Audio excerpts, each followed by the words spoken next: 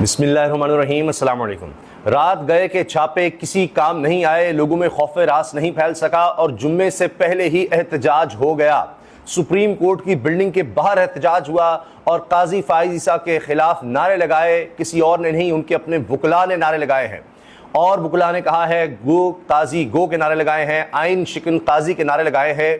आप देखिए कि कितना खौफ फैलाने की रात की कोशिश हुई, क्योंकि छापे मारे गए पुलिस की तरफ से रावलपिंडी में और तहरीक इंसाफ के रहनुमाओं को गिरफ्तार करने की कोशिश की गई, क्योंकि हफ्ते को एहतजाज की कॉल दी गई है और कोशिश ये थी कि पहले ही लोगों में खौफ और रास फैला दिया जाए, क्योंकि पहले जुम्मे को सुप्रीम कोर्ट के बाहर एहतजाज की कॉल दी हुई थी इमरान खान ने और उस पर वकला निकले हैं।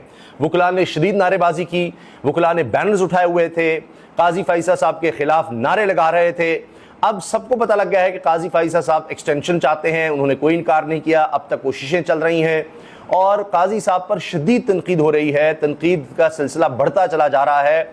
अब ये सिलसिला एहतजाज की शक्ल इख्तियार कर गया है और अभी तो आगे एहतजाज होने हैं।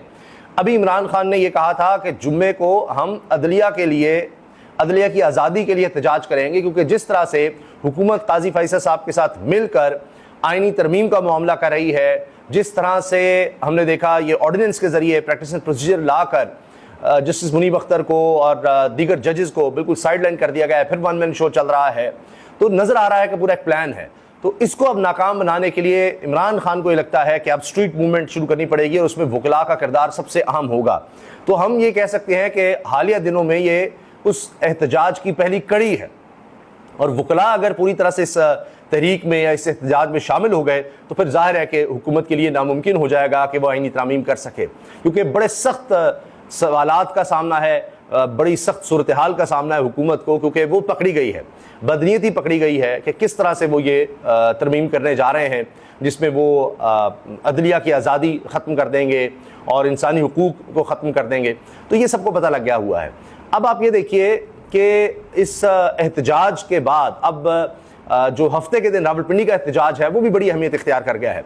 अभी रावलपिंडी के बाद आप देखिए कराची का भी कहा जा रहा है, कोयटा शहर की भी बात हो रही है, मियाँ वाली की भी बात हो रही है और इससे पहले मियाँ वाली में कहा गया था कि एहतजाज होना है, लेकिन इमरान खान ने कहा रावलपिंडी में एहतजाज शुरू कर दो और अब उन्होंने कहा कि जलसे की इजाज़त नहीं देनी, बस हमने एहतजाज करना है, इन्होंने कोई जलसे की इजाज़त नहीं देनी। तो अभी एहतजाज का सिलसिला जोर पकड़ रहा है और इमरान खान ने कैसे लगता है ट्रेनिंग कर रहे हैं कि जुम्मे को भी एहतजाज, फिर हफ्ते को भी एहतजाज और ये गिरफ्तारियों से घबराना नहीं है, क्योंकि यही वक्त है। उसके बाद हुकूमत तब्दीली इस तरह की चाह रही है कि अगर कोई लापता भी हो जाए तो उसका मुकदमा ही नहीं आ सकता। अभी तो होता है कि या तो आप गिरफ्तार करेंगे या लापता करेंगे, कोशिश ही होती है ज़्यादा से ज़्यादा लोगों को लापता करें, लेकिन उसमें फिर आप बराह रास्त हाई कोर्ट में जा सकते हैं और वहाँ हुकूमत के लिए बड़ी मुश्किल हो जाती है।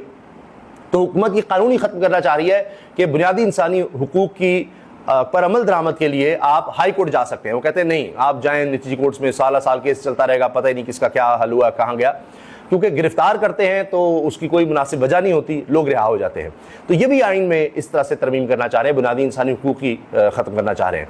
तो इमरान खान उससे पहले चाहते हैं कि एहतजाज का सिलसिला वसी किया जाए, लोगों में अवेयरनेस फैलाई जा सके, वो काम आगे चल पड़ा है। अब काजी फाइसा साहब के खिलाफ वकला भी पहले से ज़्यादा हो चुके हैं, जजेस हम देख रहे हैं कि उनको भी ये लग रहा है कि ये तो हमारी आज़ादी ख़त्म हो रही है और बहुत सी खबरें आ रही हैं। हमने आपको पिछली वीडियो में भी बताया है, 2-3 वीडियोस पहले, कल की बात है कि सुप्रीम कोर्ट से बहुत बड़ी खबर आने वाली है।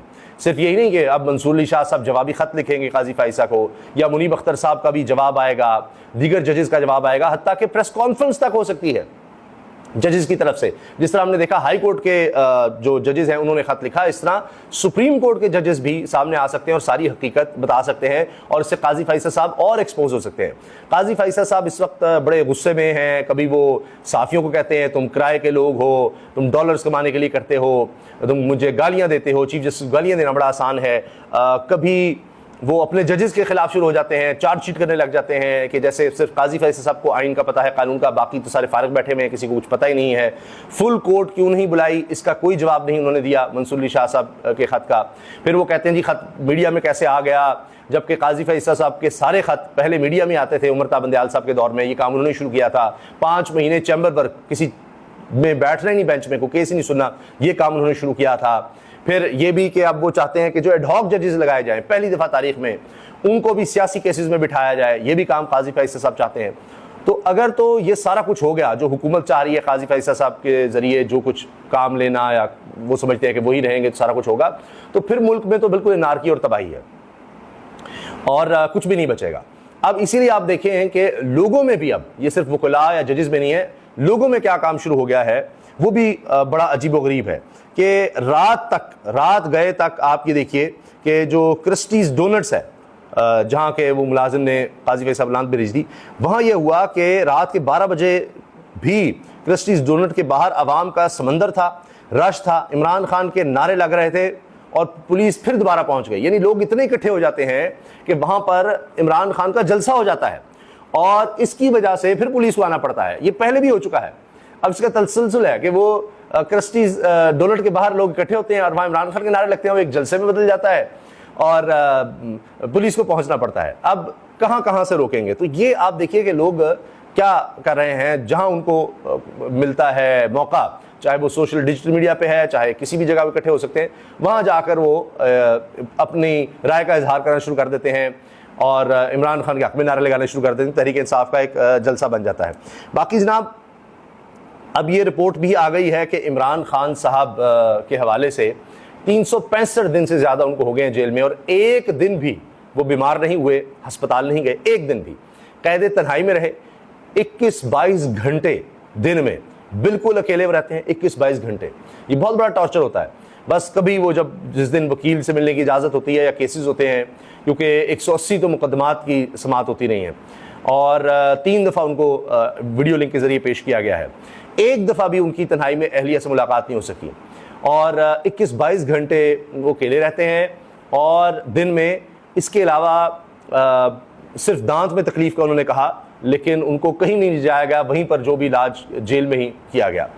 और ख़ुद इमरान खान ने कहा कि जो पजामा उन्होंने पहना हुआ था वो पसीने से इतना ख़राब हो गया, इतना पसीना आता था कि जैसे वो फट जाएगा। तो इतना आप देखिए कि इमरान खान टॉर्चर बर्दाश्त कर रहे हैं जो आज तक किसी, मैं सरबराह की बात कर रहा हूँ, किसी पॉलिटिकल सरबराह को इस तरह की जेल बर्दाश्त नहीं करनी पड़ी आज तक पाकिस्तान की तारीख में। और मरीम नवाज़ हों, नवाज़ शरीफ हों, उनके लिए जो जेल थी, जो कमरे थे, जो बैठक थी, ड्राइंग रूम्स थे, बेडरूम्स थे, वो तो वॉशरूम जो सिर्फ इनको मिला हुआ था वो इससे बड़ा था जहाँ इमरान खान को रखा गया। तो ये सारी रिपोर्ट्स भी सामने आ गई हैं। इसके अलावा जनाब फजलुर रहमान साहब जो हैं उन्होंने भी बड़े इंकशाफात करने शुरू कर दिए हैं और फजलुर रहमान साहब कह रहे हैं कि मौलवी सियासत ना करे, बस नून लीग पीपल्स पार्टी को या दूसरी जमातों को इसकी इजाज़त है। और कहते हैं कि आपके जो हुक्मरान हैं वो बगैर वज़ू के ही नमाज के लिए खड़े हो जाते हैं और ये लोग आपके आज के हुक्मरान हैं। ये उन्होंने बात की है, तो बड़ी सख्त तनकीद उन्होंने की है आज के हुक्मरानों पर। फिर इसके अलावा सुप्रीम कोर्ट से एक बड़ी खबर आ रही है कि NA-97 तांदलिया वाला फैसलाबाद वोटों की दोबारा गिनती से मुतल्लिक मुस्लिम लीग नून के अली गौहर बलोच की नजरसानी दरखास्त भी खारिज होने का इम्कान। सुप्रीम कोर्ट ने कहा है नजरसानी दरखास्त खारिज करें या आप वापस लेंगे। वकील ने कहा मुवक्किल से हिदायत लेकर अदालत को आधे घंटे में आगाह करूंगा। वसीम मलिक ने इसको रिपोर्ट किया है, हो सकता है जब आप वीडियो देख रहे हो उसका फैसला भी आ चुका हो। इसके अलावा हम कोशिश करेंगे अगली वीडियो में बताएं कि क्या पाकिस्तान की तारीख का सबसे बड़ा डाका मारा गया है इस दौर में। इन्होंने, इस हुकूमत ने झूठ बोला कि $600 मिलियन, $60 करोड़ जो हमने लिए हैं, ये कोई लगभग 170 अरब रुपए के करीब बनेगा। तो आप ये देखिए कि इतनी रकम ली है सबसे ज़्यादा शरह सूद पर तारीख है 11% पर। तो इन्होंने कहा जी IMF की शर्त हमने पूरी की है। IMF की तरफ से बयान आ गया है कि हमारी कोई ऐसी शर्त नहीं थी। तो ये किसको नवाजने के लिए किया गया है? स्टैंडर्ड चार्टर्ड में, क्योंकि वज़ीर ख़जाना साहब खुद बैंक के सरबराह रहे हैं, वहाँ कोई दोस्त यार किसी को नवाजा है, क्या चक्कर हुआ है, क्या किसी बड़े के पास स्टैंडर्ड चार्टर्ड के कुछ शेयर्स हैं, किस तरह से लिया गया है? लेकिन ये बात तो अब सामने आ गई है कि ये गरीब आवाम के ऊपर ये बोझ डाला गया है, जबकि IMF की ऐसी कोई शर्त नहीं थी। तो ये क्या हुआ है? क्या ये बहुत बड़ा डाका मारा गया है और इतना बड़ा कर्जा, सबसे महंगा कर्जा लिया गया है? किसकी खुशनुदी के लिए, किसको फ़ायदा पहुंचाने के लिए लिया गया है? जबकि IMF की ऐसी कोई शर्त नहीं थी। IMF की तरफ से वाज़ेह तौर पर बयान आ गया है, जबकि वज़ीर ख़जाना मोहम्मद औरंगज़ेब साहब कहते हैं हमने IMF की शर्त पूरे करने के लिए ये तारीख का 11% शरह सूद पर तारीख का सबसे महंगा कर्ज लिया है। इससे पहले हम 3% तक तकरीबन लेते रहे हैं, 2%, 3% तक स्टैंडर्ड चार्टर्ड बैंक से ही, जबकि इन्होंने 11% पर लिया है और आज के हालात में वैसे भी बहुत ज़्यादा है। तो ये किसको फ़ायदा पहुँचाया है? ये बहुत बड़ी खबर है। इस पर हो सका तो अगली वीडियो में तफसील से बात करेंगे। अल्लाह हाफिज़।